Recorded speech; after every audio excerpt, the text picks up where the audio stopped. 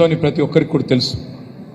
ఈరోజు ముఖ్యమంత్రిగా తెలంగాణ ముఖ్యమంత్రిగా ఉన్న రేవంత్ రెడ్డి 2015వ సంవత్సరంలో ఆనాడు 50 లక్షల రూపాయల బ్యాగుతో ఒక ఎమ్మెల్యేని కొనుగోలు చేసే ప్రయత్నంలో కెమెరాల ముందు బాహాటంగా దొరికిన విషయం, అన్ని ఆధారాలతో సహా పట్టుబడ్డ విషయం ఇది 2015లోనే, అంటే 11 ఏళ్ల కిందటనే జరిగిన విషయం అందరికీ తెలిసిందే. కానీ దురదృష్టవశాత్తు ఏనాడు జై తెలంగాణ అని వ్యక్తి, ఏనాడు ఉద్యమంలో పాల్గొనని వ్యక్తి, ఏనాడు కూడా ప్రజలకు నయా పైస మేలు చేయని వ్యక్తి అనుకోకుండా లక్కీ డ్రాలో కొట్టినట్టు మరి ఢిల్లీకి మూటలు అప్పజెప్పి మొత్తానికి ముఖ్యమంత్రి పీఠాన్ని దక్కించుకున్నారు. దక్కించుకున్న తర్వాత ఈరోజు ఈ రాష్ట్రంలో పోలీస్ వ్యవస్థని తన ప్రైవేటు సైన్యంలాగా, ప్రైవేటు ఆర్మీలాగా ఎట్లా వాడుతున్నాడో ఈ ముఖ్యమంత్రి మనందరం కూడా చూస్తూ ఉన్నాం. భూముల సెటిల్మెంట్లు ఇవాళ హైదరాబాద్లో కానీ, ఇంకా ముఖ్యమైన విలువైన భూములున్న రంగారెడ్డి ప్రాంతంలో కానీ భూముల సెటిల్మెంట్లు డైరెక్ట్గా అధికార పార్టీకి నాయకుడిగా ఉన్న ముఖ్యమంత్రి గారి సోదరులు, బావమరుదులు పోలీసుని ప్రైవేట్ ఆర్మీలాగా పెట్టుకొని వాళ్ళు ఇప్పటికే అరాచకం చేస్తున్న విషయం లోకం కోడై కూస్తున్నది. అట్లాగే వరంగల్ జిల్లా మంత్రి కొండా సురేఖ, ఆమె స్ట్రైట్గా డెక్కన్ సిమెంట్స్ అనే కంపెనీకి సంబంధించిన ఒక డైరెక్టర్, వాళ్ళదేదో అటవీ శాఖకు సంబంధించిన అంశం ఉంటే సీదా తన ఓఎస్డీ ద్వారా పిలిపించి ముఖ్యమంత్రి అనుయాయుడు, అనుచరుడు, ప్రధాన అనుచరుడు, ముఖ్యమంత్రికి నీడలాగా తిరిగే రోహిన్ రెడ్డి అనే వ్యక్తికి అప్పజెప్పి ఇద్దరు కలిసి, మంత్రి ముఖ్యమంత్రి ఇద్దరి అనుయాయులు కలిసి తుపాకీ పెట్టి, తలకు తుపాకీ పెట్టి ఒక పారిశ్రామికవేత్తను 300 కోట్ల రూపాయల కోసం ఎట్లా బెదిరించారో, ఎట్లా పోలీసోళ్ళు ఆ కేసులో కూడా చల్లబడిపోయినారో, నిన్న మొన్నటిదాకా కాకి బుక్ అని పెద్ద పెద్ద డైలాగులు పెట్టిన వాళ్ళందరూ ఎట్లా చల్లబడ్డారో కూడా మన కళ్ళ ముందు మనమే చూసినాం. ట్యాపింగ్ అని ఇవాళ ఎక్కడ మొదలైందంటే కేసీఆర్ గారు ఫోన్ ట్యాపింగ్ చేసిండ్రు అన్న కాడ మొదలైంది. ఇవాళ ఆఖరికి ఎక్కడికి వచ్చిందంటే సోషల్ మీడియాలో పనిచేసే కొంతమంది మా పార్టీ పిల్లలు, వాళ్ళని పిలిచి విచారణ పేరిట 10 గంటలు వేధిస్తూ ఉన్నారు. మీ పార్టీ హ్యాండిల్ ఎవరు చూస్తారు, మీ పార్టీ అకౌంట్లు ఎవరు చూస్తారు, ఎట్లా చేస్తారు అంటే కొండందవి ఎలుకని పట్టినట్టు కూడా లేదు. అట్లాంటి పరిస్థితి వాళ్ళ రాష్ట్రంలో ఉంది. కానీ ఇవన్నీ ఒక ఎత్తు అయితే ఈరోజు రాష్ట్రంలో నిన్న ఫోరెన్సిక్ ల్యాబ్ ఏదైతే తగలబడ్డది అని వార్త వచ్చిందో, ఇవాళ రాష్ట్రంలోని ప్రతి ఒక్కరు అనుకుంటా ఉన్నారు ఖచ్చితంగా ఆ రోజు ఓటుకు నోటు దొంగతనంలో తాను అడ్డంగా దొరికిపోయిన కేసు ఏదైతే ఉందో ఆ కేసులోని ఆధారాలన్నీ భద్రపరచబడ్డ ఫోరెన్సిక్ ల్యాబొరేటరీని రేవంత్ రెడ్డే తగలబెట్టించిండు అని రాష్ట్రంలోని ప్రతి ఒక్కరూ ఇవాళ భావిస్తా ఉన్నారు. ఎందుకంటే ఒక నేరస్తుడే ఇవాళ ముఖ్యమంత్రి అయినాడు. మరి ఆ నేరస్తుడు సహజంగా ఆయననే హోంమంత్రి, ఆ హోంమంత్రి కిందనే ఉండేది పోలీసు వాళ్ళు, ఈ ఫోరెన్సిక్ ల్యాబ్ ఇవన్నీ కూడా ఆయన కిందకే వస్తాయి.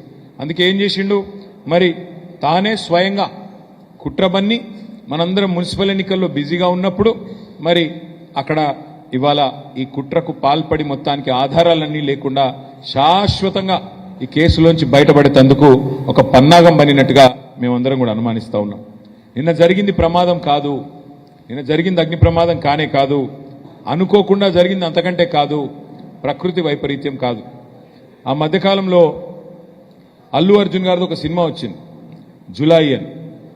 ఆ సినిమాలో బ్రహ్మానందం గారు ఉంటారు, ఆయన దొంగ పాత్ర. అందులో ఆయనకు ఒక డైలాగ్ ఉంటుంది, ఏమంటే బ్రహ్మానందం గారు అలా దొంగతనం చేస్తాడు కానీ 10 నిమిషాలనే దొరికిపోతాడు.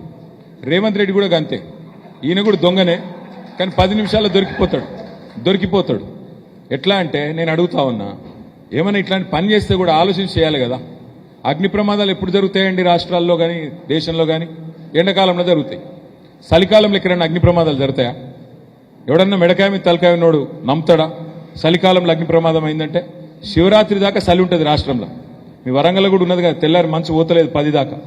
మరి అది కూడా చలికాలంలో పొద్దున 10కి ఏది చలి ఉండంగా మొత్తం అగ్ని ప్రమాదం జరిగిందంటే ఇది మనం నమ్మాలన్నట్టు. అందుకే అంటున్నాను నేను, ఈ దొంగకు దొరికిపోవడం ఒక స్పెషాలిటీ రేవంత్ రెడ్డి అనే దొంగకు.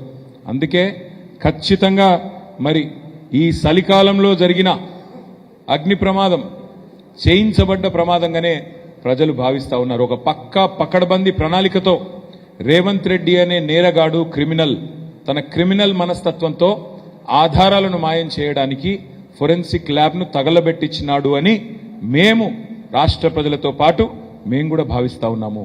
ఎందుకంటే అందరికీ తెలుసు ఓటుకు నోటు కేసు మొత్తం జగద్విదితం. అది ఒక రాష్ట్రంలో కాదు, దేశమందరికీ తెలుసు, ప్రపంచం మొత్తానికి పోయింది.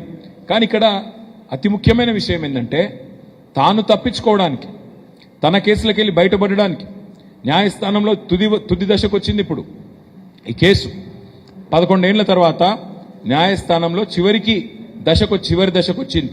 ఆ చివరి దశలో ఆధారాలు మాయం చేయడానికి ఈ నేరగాడు పన్నిన కుట్ర ఇది. కానీ ఆ కుట్రలో దురదృష్టవశాత్తు ఏం జరిగింది అంటే నేరాల విచారణలో చాలా కీలకమైన విభాగం ఈ ఫోరెన్సిక్ విభాగం హోంశాఖ కిందనే ఉంటుంది. కానీ వాళ్ళు ఏం జరిగింది, పట్టపగలే అక్కడ ఉన్న ఇతర వందల వేల కేసుల ఆధారాలు కూడా ఆహుతైపోయినాయి. అందులో ఎంతో మంది క్రిమినల్స్ ఉంటారు, మర్డరర్లు ఉంటారు, రేపిస్టులు ఉంటారు, ఎన్నో రకాల కేసులు ఉంటాయి. ఆ కేసులకు సంబంధించిన ఆధారాలన్నీ ఈ క్రిమినల్ వల్ల ఆ క్రిమినల్స్ కూడా తప్పించుకొని అలా సమాజంలో తిరిగే ఒక పరిస్థితి వచ్చింది. ఇది నేను ఊరికేనే అంటలేను, మీరు చూడండి ఒక్కసారి ఎంత ఎంత కట్టుకథలాగా చెప్పారంటే స్టోరీ. వీళ్ళు నిన్న పొద్దున ఇగో ఇది వాళ్ళు నిన్న విడుదల చేసిన press release. Director TGFSL Telangana forensic laboratory వాళ్ళు విడుదల చేసిన ప్రకటన తూతూ మంత్రంగా ఏం పెద్ద నష్టం కాలేదు, కొన్ని సదుపాయాలకే నష్టమైంది, ఈ ఘటనలో ఎలాంటి ప్రాణ నష్టం కానీ ఎవరికి గాయాలు కలగలేదు అని మొదలు తూతూ మంత్రంగా డైవర్షన్ గేమ్ లాగా స్టార్ట్ చేసింది. కానీ ఏమైంది, ఒక ఇన్స్పెక్టర్ గారు పాపం ఆయన కొద్ది నిజాయితీగా పనిచేసినట్టున్నాడు. ఆయనకు ఎఫ్ఐఆర్ రిజిస్టర్ చేయమని ఆయనకు లోకల్ ఆ ల్యాబొరేటరీ వాళ్ళు కంప్లైంట్ ఇచ్చారు. శ్రీనివాసరెడ్డి అని కంప్లైంట్ ఇచ్చిండు, P. శ్రీనివాసరెడ్డి. ఎఫ్ఐఆర్ నమోదు చేసిండు. ఎఫ్ఐఆర్లో అన్ని చాలా వివరంగా రాసిండు.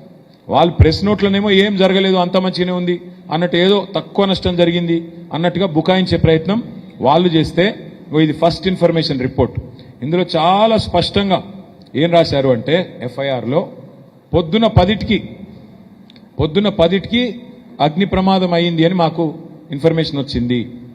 మధ్యాహ్నం 1:30 దాకా 3 గంటలన్నర దాకా 3 అంతస్తుల భవనంలో 3.5 గంటలు పట్టిందంట మంటల అదుపులోకి తెచ్చుతందుకు.